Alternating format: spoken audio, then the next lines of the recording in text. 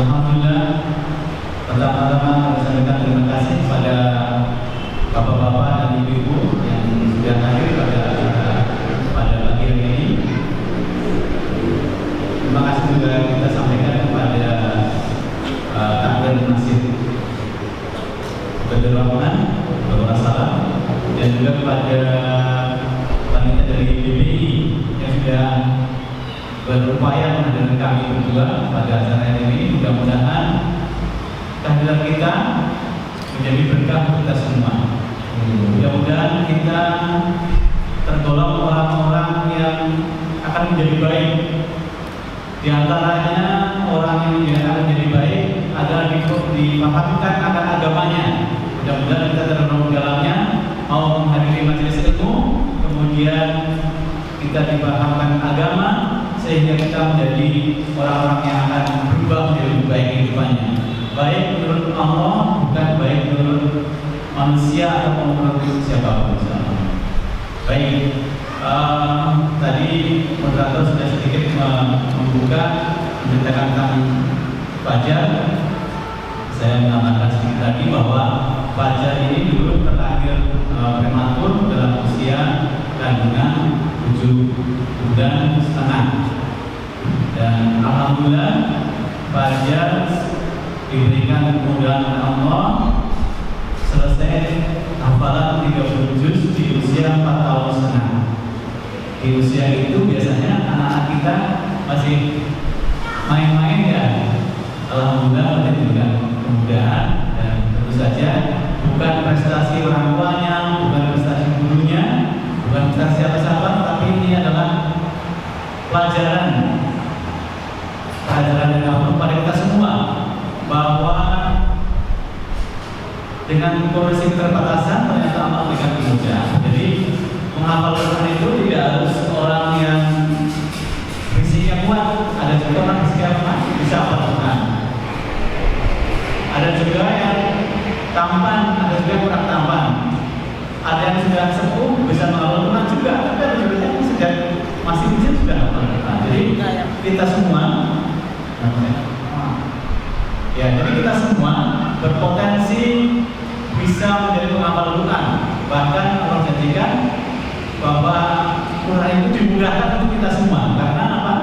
Karena Quran itu adalah petunjuk hidup kita, tidak mungkin dibuat susah untuk petunjuk kita. Jadi mudah-mudahan kita semua punya semangat untuk menjadi penghafal Quran. Takbir, Allahu Akbar.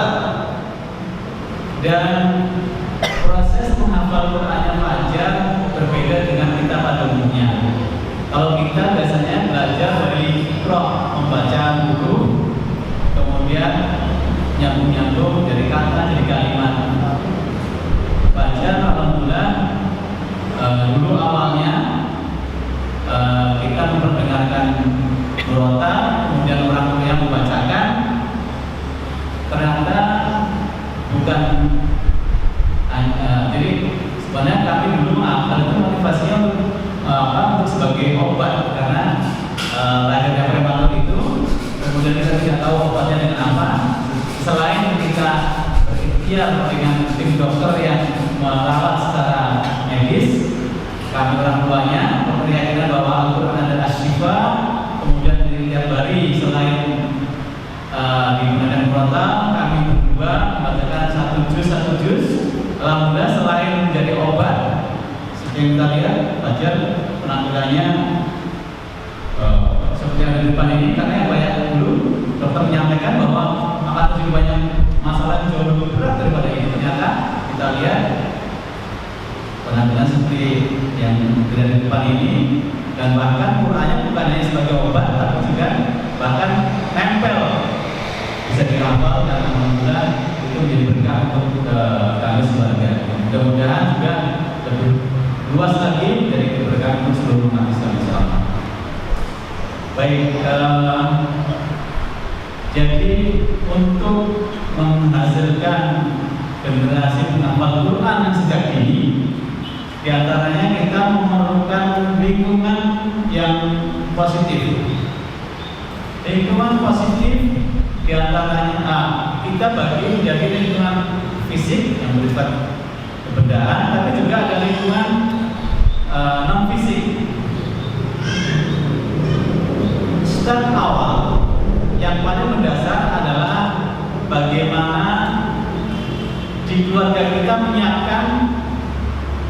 calon-calon penghafal Quran dari rumah kita masing-masing. Jadi semuanya kami punya harapan besar bahwa nanti dari rumah kita akan lahir para penghafal Quran. Jadi jangan tunggu dari pesantren, jangan tunggu dari sekolah, dari rumah kita masing-masing. Dan bahkan kami meyakini bahwa insya Allah nanti kalau kita berhasil melahirkan para penghafal Quran dari rumah kita masing-masing, di Indonesia akan terjadi perubahan besar.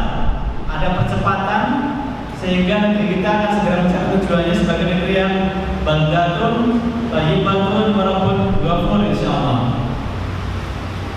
Karena apa?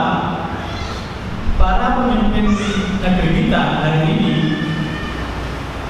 suatu saat pasti akan ada yang pensiun. Masa jabatan paling-paling kalau 2 kali kan 10 tahun sudah harus ganti. Pengganti mereka tidak lain adalah anak-anak kita, cucu-cucu kita. Kalau anak-anak cucu kita nanti mereka sudah dibekali dengan Al-Quran, dibekali dengan fitrah Al-Quran, insya Allah pasti mereka akan menggantikan. Ada yang jadi presiden, ada yang jadi menteri, ada yang jadi polisi, tentara, jaksa, guru, pedagang. Kalau semua sudah diberi bekal dengan Al-Quran, insya Allah akan terjadi perubahan besar di negeri kita.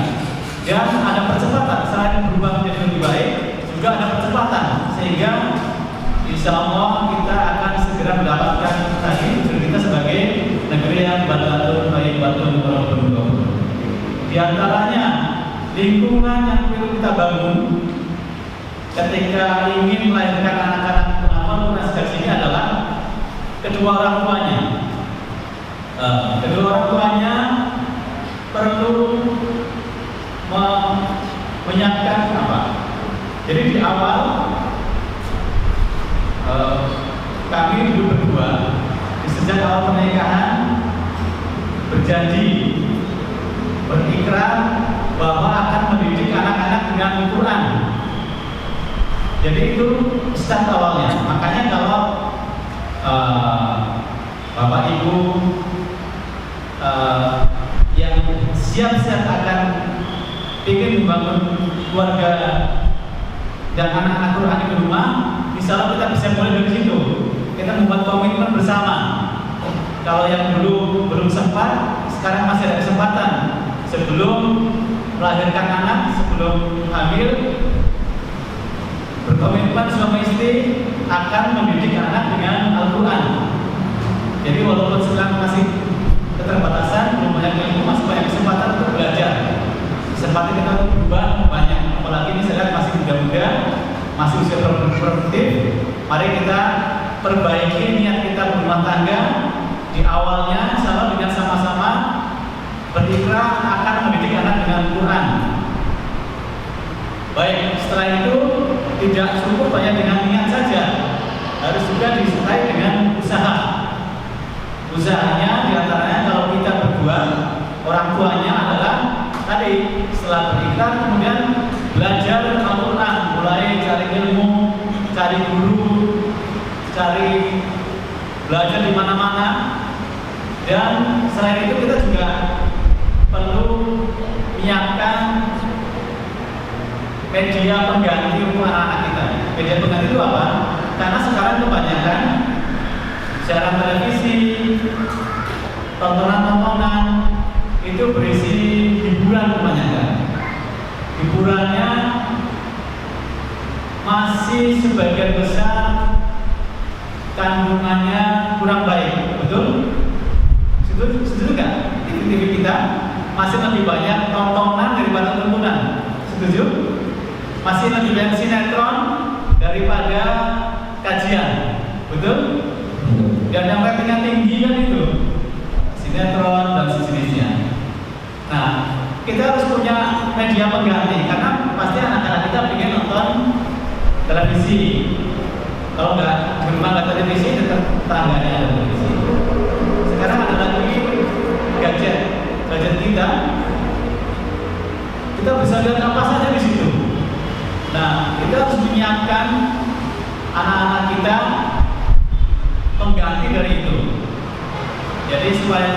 nonton televisi, kita siapkan VCD di rumah, VCD Islami banyak sekarang. Kita siapkan speaker Quran. Dan juga yang paling penting adalah orang tuanya harus bisa baca Quran. Karena jadi dulu memang salah satu awal kenapa Fajar bisa menghafal lebih cepat adalah karena kita menyediakan kuota hampir 24 jam di rumah. Jadi di rumah kami, jadi non-stop kita sudah kuota di rumah, termasuk ketika tidur. Jadi rupanya otak kita, otak anak-anak kita juga dalam keadaan tidur itu masih merekam memori suara. Dan memori itu bekerja sangat kuat ketika setengah sadar. Jadi menjelang tidur dan ketika hampir tidur, ternyata itu paling hebat yang memori pada jam-jam itu. Jadi kita pas mau merem itu setengah sadar dan pas mau bangun. Jadi itu sangat bagus memori bagaimana kita bekerja. Makanya kita usahakan sekitar 24 jam di rumah. Dan kalau kita beli speaker Quran sekarang harganya tidak mahal, paling sekitar 200.000, 300.000. Kalau di setel 24 jam mungkin bisa tahan setahun atau 2 tahun. Saya kira nggak ada ruginya, begitu itu juga sangat murah. Kalau dulu zaman Fajar kita masih pakai Walkman. Pasti semuanya tahu kalau Walkman itu ya yang kecil itu kayak ya sebesar inilah kira-kira, tapi pakai kaset. Dan itu tidak sederhana karena kaset ada masa ausnya. Walkman itu kayaknya juga udah rusak. Sedangkan sekarang kita pakai smartphone kita masing-masing itu juga tahan lama, itu dengan harga sekarang 300 ribuan sudah dapat yang bisa untuk nyetel kuota. Jadi sebenarnya sekarang tidak ada halangan untuk kita bisa nyetel 24 jam di rumah. Apalagi kalau yang punya uang lebih, silakan beli audio yang bagus supaya seluruh ruangan kita 24 jam dengan Quran sama jadi berkah untuk kita semua. Nah, baik. Jadi yang pertama itu tadi selain kita orang tuanya tadi mengawali dengan niat, juga ada usaha di antara beli peralatan-peralatan tadi, kemudian kita siapkan buku-buku.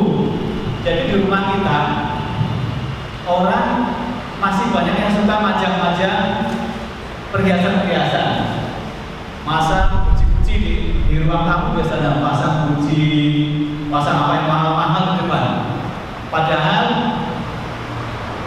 semestinya rumah kita sebaiknya jangan mencerminkan pamer harta. Lebih bagus kita tonjolkan budaya ilmu. Jadi yang muncul di depan kita di ruang tamu itu buku-buku.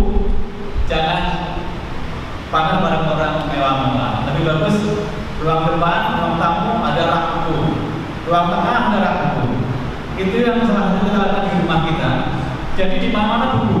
Jadi akhirnya anak-anak kita juga terbiasa. Mereka kemana-mana dan Quran dan buku. Itulah salah satu yang mengunci. Jadi apa? Bergerak kemana-mana kita ingin Quran karena di ruang tamu ada Quran, di ruang tengah ada Quran, di kamarnya ada Quran, ada buku. Jadi semuanya kemana kita selalu ingat Quran, ingat ilmu. Itu yang perlu kita budayakan di rumah kita masing-masing. Kemudian berikutnya, anak kita itu perlu tumbuh bahagia. Jadi jangan juga karena saking semangatnya anak kita ingin hafal Quran, kemudian kita paksa target misalnya sehari harus menghafal sekian ayat, sekian halaman. Itu boleh juga, tapi ada sekian kemampuan anak, jadi jangan sampai dipaksa. Jadi kita perlu membuat anak kita bahagia. Menghafal Quran itu bukan satu keterpaksaan. Menghafal Quran itu satu kesenangan, satu hobi. Jadi dulu Fajar itu saking senangnya dengan Quran itu kemana-mana itu dulu anak-anak kan suka beli mainan, beli apa ya, yang makanan yang gitu-gitu. Kalau enggak Pak Fajar, kalau pergi-pergi carinya toko buku cari Quran terbitan baru, mana Quran terbitan baru. Kadang-kadang penelitian beda sama, karena dulu belinya warna biru, pengen yang warna merah, pengen yang warna, kira-kira seperti itu. Jadi kalau anak kita sudah biasa dipikir dengan Quran, insya Allah akan selalu ingat dengan Quran kemana-mana. Itu awalan kami lakukan di rumah. Nanti kita bisa ya, ini tadi perjalanan dari Fajar yang kecil menuju penghafal Quran, Ustaz ya. Nah, barangkali dari teman-teman ada yang penasaran, Ustaz, bagaimana di Fajar bisa mengantisipasi dan belajar sampai kemudian mendapatkan hadiah untuk dua orang mengaji dan mendapatkan apresiasi dari belajar sampai seperti apa misalnya? Ya baik, jadi alhamdulillah setelah menukar Allah yang besar di keluarga kami itu, kami sekeluarga mendapatkan hadiah haji secara gratis dan tanpa menunggu. Jadi kisahnya kurang lebih seperti ini. Jadi waktu itu, jadi sebenarnya waktu itu menjelang Ramadan sudah mulai ada broadcast pengumuman akan ada lomba menghafal Al-Quran. Waktu itu ada lomba Jakarta. Tapi saya memang tidak tertarik karena Fajar menghafal itu bukan untuk dilombakan. Jadi kita ajari anak kita menghafal Quran itu bukan ingin jadi juara, ingin menang lomba atau ingin terkenal, bukan sama sekali bukan. Jadi kalau akhirnya harus ikut lomba itu satu karunia saja dari Allah, jadi bukan sama sekali bukan tujuan. Jadi makanya salah satu yang perlu kita tanamkan pada kita dan keluarga adalah jangan menghafal Quran karena ingin sesuatu yang bersifat duniawi. Menghafal tapi jangan untuk sesuatu yang bersifat duniawi. Jadi kita ada ada podcast itu, tapi saya nggak tertarik, saya tidak ikut mendaftar. Tapi kemudian suatu saat saya sedang bertugas di Sulawesi waktu itu, tiba-tiba ada panitia yang menelpon, Pak minta tolong ini Fajar bisa nggak dihadirkan ke lomba ini, gitu kan? Pak, maaf saya sedang di Sulawesi, saya tidak bisa. Tapi panitia maksa, pokoknya harus bisa. Nah, akhirnya Fajar berangkat waktu itu didampingi dengan waktu itu Fajar didampingi oleh istri saya dan salah satu gurunya. Berangkat ke Jakarta dan singkat cerita alhamdulillah ikut lomba di sana dan menjadi juara favorit. Kemudian dapat penghargaan dari waktu itu Syekh Khalid dan timnya. Penyelenggaranya waktu itu Yayasan AKL, Yayasan Fajar Nasir. Jadi bekerja dengan lembaganya Syekh Khalid Al-Hamudi dari Saudi. Sepekan kemudian ada acara musyawarah dai dan ulama Asia Tenggara. Di situ dihadirkan duta besar Saudi. Kemudian Fajar dipanggil ke depan, diuji hafalan juga, dan disitulah duta besar Saudi menghadiahkan hadiah haji pada kami keluarga, jadi saya, Fajar dan istri saya. Kemudian ditambah 2 pendamping. Jadi alhamdulillah dapat berkah dari gurunya yang mengantarkan, dapat hadiah pergi haji, dan satu lagi dari panitia lomba 1 orang juga berangkat. Jadi alhamdulillah saya keluarga kami juga gurunya dapat dan panitia. Ini luar biasa, dan kami di sana juga disambut dengan sangat hebat dari kerajaan Saudi. Berkeliling ketemu imam-imam di sana di sekitar Mekah, ketemu dengan para ulama di situ. Alhamdulillah bukan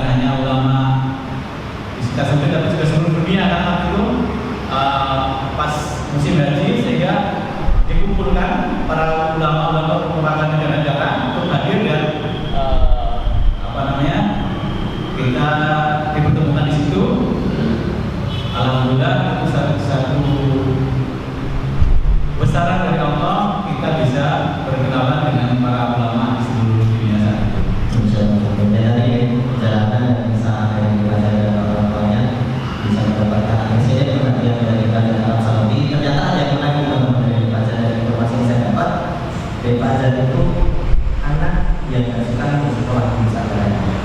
Bisa diterima saja. Baik, ya. Jadi ini Fajar semangat belajar luar biasa.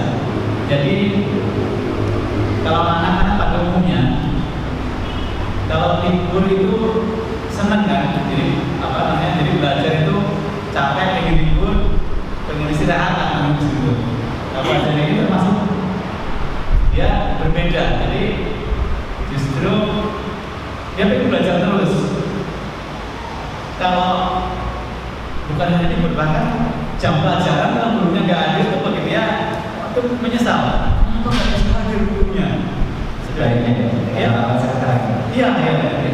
Kan kita kan juga yang kuliah-kuliah itu kalau dosen nggak ada kan senang kan. Kalau Fajar berbeda. Kalau nggak bisa belajar di jam yang nggak bisa belajar itu menyesal. Jadi itu sangat berbeda karena dia cepat belajar adalah karena semangatnya. Ya, seperti itulah. Jadi mudah-mudahan semangat belajarnya Fajar itu bisa ditiru oleh kita semua. Adalah Mister. Ya, jadi dulu waktu masih kecil di Bandung, Fajar juga begitu. Jadi dia jam 6 pagi sudah keluar rumah karena masuk sekolah itu jam 7. Jadi jam 6 sudah harus keluar rumah, ada jemputan mobil, terus ke sekolah belajar sampai jam 12. Jam 12 itu ke tempat terapi karena masih harus terapi tadi. Selesai terapi kita asar pulang ke rumah kira-kira perlu setengah jam atau 1 jam kalau macet. Jadi sampai rumah itu sekitar jam 4 jam 5. Kira-kira capek ya? Capek kan? Istri saya manggil itu sudah capek sebenarnya. Tapi Fajar pulang itu mau setoran hafalan. Jadi pikirnya tiap hari setoran hafalan itu walaupun menurut kita capek, tapi bagi Fajar nggak ada capeknya. Itu salah satu semangat yang juga perlu kita teladani, kita tiru bahwa keterbatasan fisik kadang-kadang tidak menjadi halangan. Kalau kita punya niat yang kuat, semangat yang tinggi, salah bisa saja dilewati. Oke, baik Pak teman-teman. Jadi dengan keterbatasan fisiknya ternyata semangat belajarnya lebih besar daripada menginginkan untuk istirahat dan sebagainya. Bagaimana kita harapkan atau kita cerminkan dengan diri kita atau anak-anak pada zaman sekarang. Kita menghadapi liburan atau baru ada kabar liburan aja mungkin sudah senang. Nah, di sini mungkin ada yang ingin saya tanyakan di sini. Dengan keterbatasan fisik yang Fajar miliki, apakah itu menjadi beban bagi bapak atau ibu sebagai orang tua yang menjadi tanggung jawab untuk bisa membimbing dan memelihara Fajar selalu dan dari Ya baik. Ini pertanyaan yang memang sering ditanyakan ini.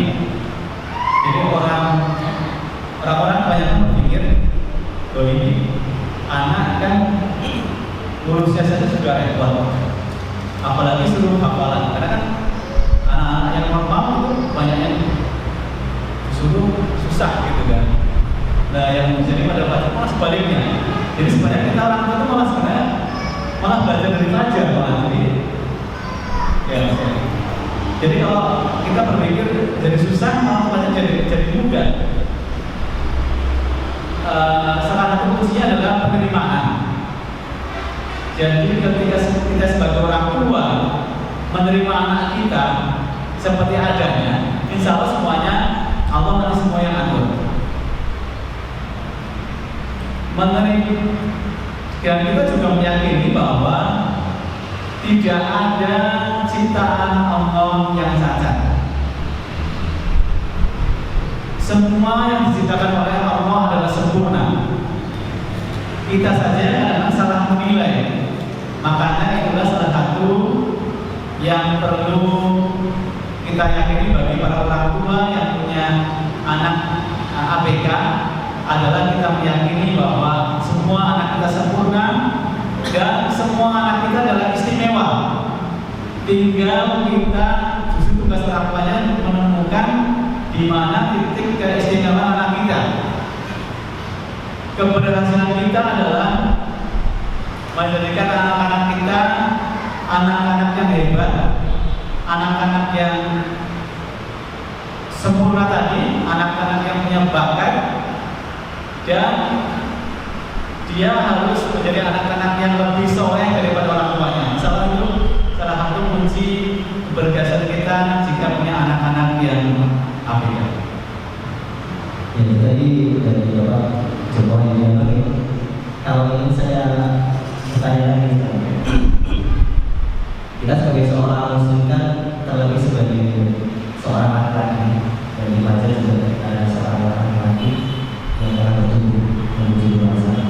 Tentu diwajibkan Ustaz untuk beribadah, sholat, wajib ke masjid berjamaah. Apakah dengan keterbatasan fisik yang di Fajar ini itu menjadi penghalang untuk di Fajar itu bermalas-malas atau mungkin tidak aktif sholat berjamaah di masjid? Sedangkan kalau kita lihat saat ini itu banyak itu yang aki-aki tapi ternyata mentalnya aki-aki gitu. Kakinya aki-aki kalau puncak gunung, tapi kalau untuk urusan masjid berjamaah dengan sholat ada itu mentalnya kayak aki-aki gitu. Bisa dibilang. Ya baik, ini saya sambungkan sekaligus dari dengan lingkungan tadi.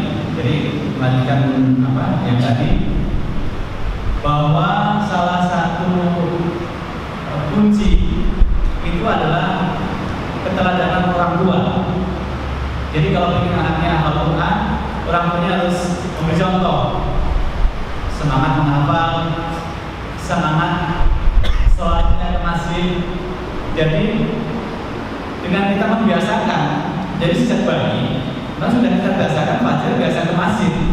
Jadi malah kalau sholatnya nggak ke masjid, ya malah dia nggak nyaman, nggak senang. Sekali-kali memang dia sholat di rumah, pas hujan misalnya ada kesulitan, ya kita sekali-kali sholat di rumah. Tapi standar sholatnya Fajar adalah sholat di masjid, karena itu adalah wajib kita sebagai seorang laki-laki muslim. Dan itu yang kita biasakan sehingga tidak ada lagi tawar menawar, karena itu sudah biasa dari kecil sholatnya di masjid itu dengar adzan atau bahkan sebelum adzan biasanya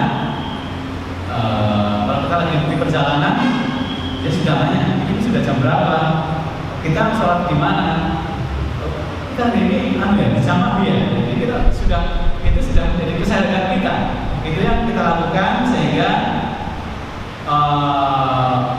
pelajaran sholat itu bukan seperti materi yang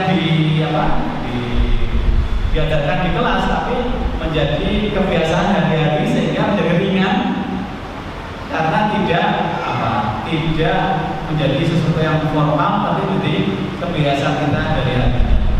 Masya Allah. Luar biasa kita teman-teman takbir dulu. Allahu Akbar. Di Fajar luar biasa mampu menginspirasi kita semuanya, bahkan menginspirasi dunia di balik keterbatasan fisik yang beliau miliki. Beliau telah menginspirasi kita semuanya dan dunia teman-teman. Bukan ini bagaimana untuk bisa melakukan yang dilakukan. Di sini kita akan meminta tolong kepada Fajar untuk bisa melakukan bagian daripada salah satu hafalannya. Fajar bebas untuk melakukan silang apa minta tolong untuk bisa kita perdengarkan bareng-bareng, semoga bisa menjadi motivasi dan inspirasi bagi kita semua lagi di Fajar. Arafah nanti pada bapak lagi. Tidak apa-apa. Orang-orang sudah terlanjur lengkap dengan handphone atau gadget yang ternyata handphone atau gadgetnya itu banyak dimanfaatkan untuk hal-hal yang sifatnya itu permainan. Bahkan banyak sekali para orang dewasa atau mungkin bapak atau mungkin yang mas-mas itu udah pada dewasa mainnya cacing, bener gitu? Mainan cacing kalau udah dapat slot banyak di story gitu. Itu entah suatu kebanggaan atau sebuah kegilaan, tapi hal yang jauh berbeda dengan di Fajar. Barangkali dari Ustaz Joko bisa memberikan nasihat berkaitan dengan era digital ini mampu merusak kebiasaan atau kepribadian dari anak, bagaimana nasihat agar anak ini bisa bertumbuh kembang dengan baik di era digital. Ya baik. Jadi memang ini pilihan yang tidak mudah. Teknologi itu sebenarnya alat saja, tergantung siapa yang pakai. Seperti hanya pisau, kalau jatuh ke orang soleh mungkin bisa untuk memotong dan dan bermanfaat untuk orang banyak. Tetapi kalau jatuh pada kejahatan bisa untuk tujuan yang tidak baik. Demikian juga teknologi, ada gadget, ada komputer, ada internet dan sebagainya. Kalau jatuh pada para ulama itu memperkuat dakwah, tapi untuk jatuh kepada penjahat bisa dimanfaatkan hal yang tidak baik. Nah, kami termasuk yang memperbolehkan Fajar pegang gadget. Ada beberapa ahli yang melarang sama sekali. Itu bagus juga karena kenyataannya sekarang banyak yang bahkan ketagihan gadget, bukan hanya anak-anak, bahkan orang dewasa ketagihan game dan lain-lain. Itu memang satu penyakit ya, penyakit karena apalagi sampai melupakan Al-Quran, melupakan ibadah, melupakan keluarga. Ya, kami tidak maksud yang tidak larang gadget, tetapi memang yang kita lakukan adalah mendampingi. Sepengetahuan saya sampai sekarang catatan di Fajar yang dibuka itu gadgetnya para imam, para muadzin, calon-calon lokasi masjid, calon-calon negeri. Jadi belajar dari situ.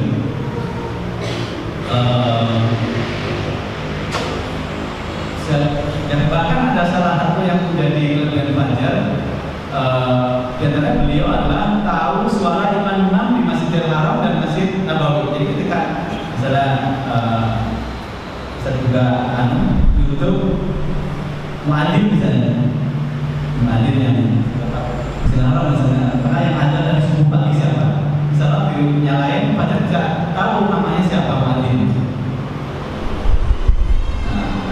Itu belajar dari YouTube. Oh, oh.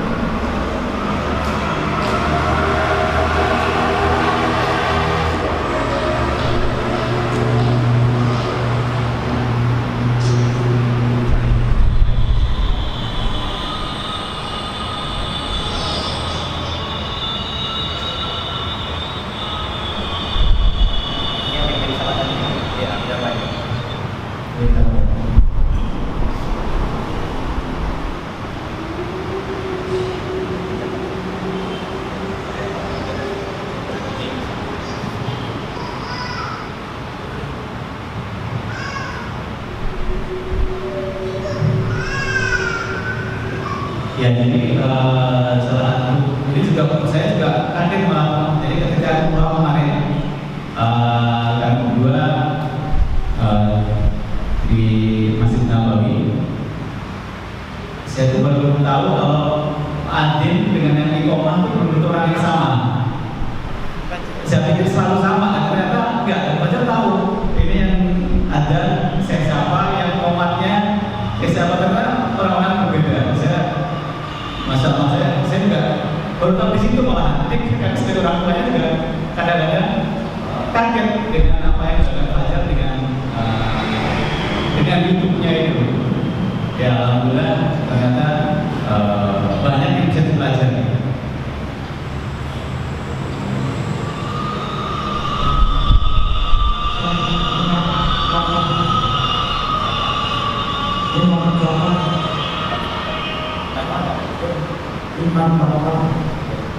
Masya Allah.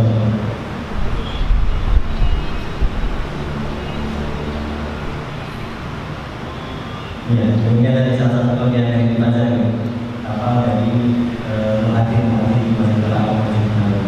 Ya, jadi itu kembali ke masalah teknologi. Jadi salah satu yang kita lakukan adalah mendampingi.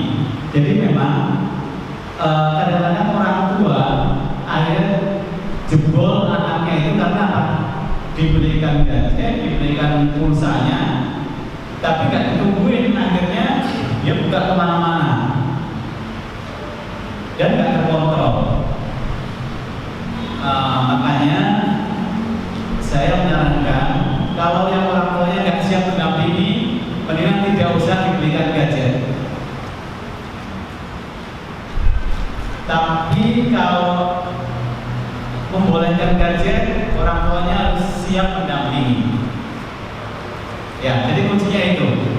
Karena masalah-masalah muncul itu ketika kan namanya misalnya YouTube kita buka, pertama kita buka kartun, oke kartun. Yang berikutnya dia akan keluar yang sejenis lagi. Jadi begitu sudah tersesat, salah klik video yang negatif, YouTube akan masih terus. Nah kalau tidak ada yang mendampingi, ya sudah, itu jadi ketagihan untuk orang-orang, untuk anak-anak, bahkan untuk orang tua juga. Makanya anak-anak perlu dipahamkan mana yang boleh, mana yang tidak. Jadi memang ketika di awal itu penting orang tua mendampingi, tapi suatu saat juga tidak mungkin selamanya duduk sebelahnya mendampingi terus. Yang penting adalah kita sampaikan mana yang boleh, mana yang tidak, sehingga akhirnya dia dengan sendirinya punya ketahanan. Jadi ini juga sempat muncul pertanyaan. Jadi bagaimana anak-anak yang hidupnya steril? Kan memang salah satu yang kami lakukan di rumah adalah menjaga anak-anak itu dari pergaulan di luar yang kurang sehat. Jadi waktu itu salah satu contohnya adalah suatu saat mendengar satu kata negatif dan untuk membersihkannya satu kata saja itu kira-kira perlu waktu 2 pekan. Nah sempat ada yang nanya, ini gimana Pak kalau anak kita nggak boleh bergaul dengan orang lain kan nggak baik? Ya maksud saya itu di awal-awal ketika anak kita masih perlu pendampingan ya kita harus dampingi. Tetapi nggak cukup dengan itu, dia juga pada usia tertentu harus punya kedewasaan tertentu sehingga dia tahu mana yang boleh, mana yang tidak, mana yang baik, mana yang tidak. Selain itu tentu saja kita tidak harus selalu ada di situ, walaupun tetap mengontrol, tetapi tidak harus diawasi terus. Jadi dari Pak Joko, Pak Yudho, mungkin bisa dijelaskan pertanyaan kepada kita dan di Fajar ini kami dari saudara-saudara di Fajar mau minta nasihat di Fajar supaya dalam ke depan ini kita bisa makin cinta kepada Al-Quran, bisa istiqomah dalam menghafal Al-Quran, minta nasihatnya bagaimana dan kita ini bisa dekat dengan Al-Quran pada sejauh ini benar-benar mohon maaf gadget telah banyak meminta waktu kita dan minta nasihat dari Fajar untuk bisa kita bersama dengan Al-Quran. Mudah-mudahan Bapak Ibu bisa menjadi Al-Quran semua. Amin ya Rabbal Alamin. Mudah-mudahan suatu mudah-mudahan Bapak Ibu bisa masuk surga dan terus.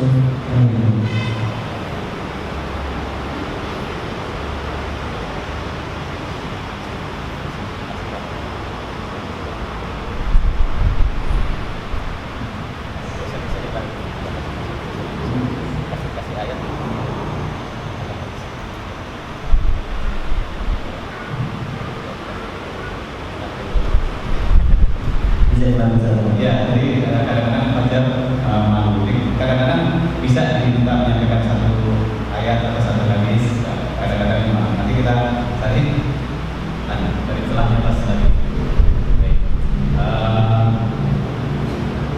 Jadi kembali lagi kepada tadi kalau Al-Quran bahwa anak-anak kita ini semuanya punya potensi dan orang tuanya menjadi kunci. Jadi jangan menggantungkan kepada tadi kepada kaset total atau MP3,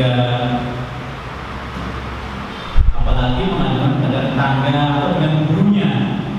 Jadi jangan sampai kita berpikir karena saya punya uang banyak, saya titipkan kepada guru, saya bayar mahal, tahu-tahu jadi. Jangan. Itu kewajiban kita orang tuanya. Jadi yang pertama menjadikan anak kita menghafal Quran atau pecinta Quran adalah orang tuanya. Kasih contoh orang tuanya bahwa orang tuanya yang keterbatasan seperti saya juga belum hafal 30 juz. Bacaan saya juga belum bagus.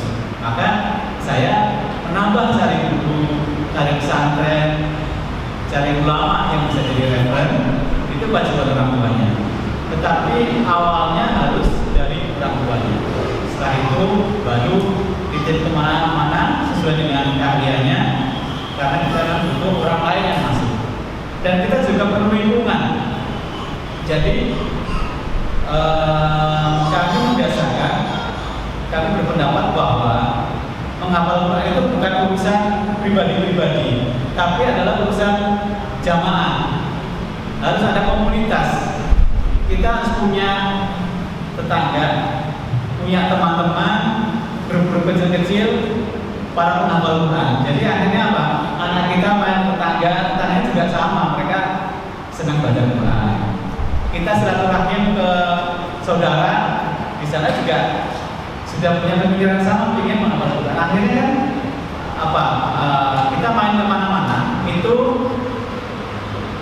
sesama penghafal. Jadi di rumah sudah tidak nonton televisi, di rumah tidak lagi masang-masang foto-foto, masang-masang gambar-gambar yang negatif, nggak lagi ada gambar-gambar artis misalnya.